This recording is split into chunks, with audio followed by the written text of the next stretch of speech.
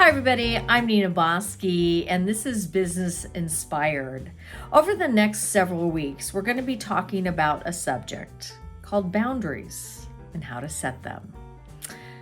There's a lot of people in the world that I would say are accommodators, are people pleasers. Believe me, it's something that I work on because I love to give. And so sometimes when you're in the giving mode though, you don't have enough time for yourself. You start to feel resentful. You start to think, oh my gosh, I don't have enough time. You start to feel overwhelmed. So setting boundaries is going to be really important in terms of your success. So it's about taking time for you. So when you say yes to somebody else, you may be saying yes to yourself, or you may be saying no to yourself. So let's start out with tip number 1. So one of the best ways to set your boundaries is beforehand, whether it be professional or personal.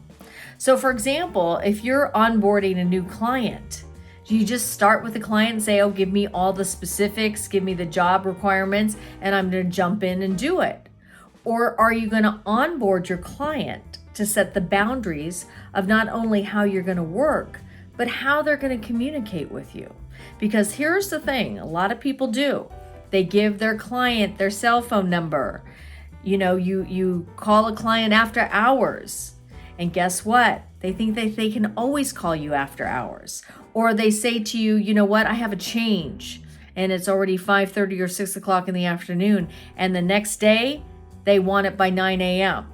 And now you have to stay up all night doing this. So what I'm going to suggest for you, and this will make your job of setting boundaries really easy, and that is setting up an onboarding plan for your client. Not only how you're going to work, but how you're going to communicate. The other thing is if you're in a relationship with somebody, particularly in a partnership, a romantic partnership, one of the best ways to set boundaries is beforehand.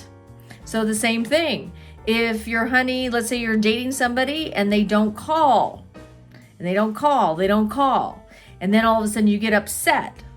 Well, here's the thing, you never told them that you need to have communication with them, maybe daily, maybe weekly. Whatever it is, you've got to set the expectations and the boundaries of how you are going to relate to each other.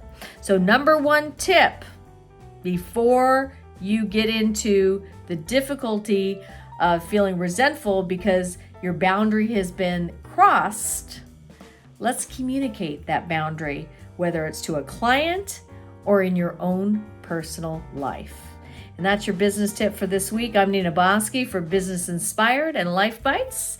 And remember to take a bite out of life before life takes a bite out of you.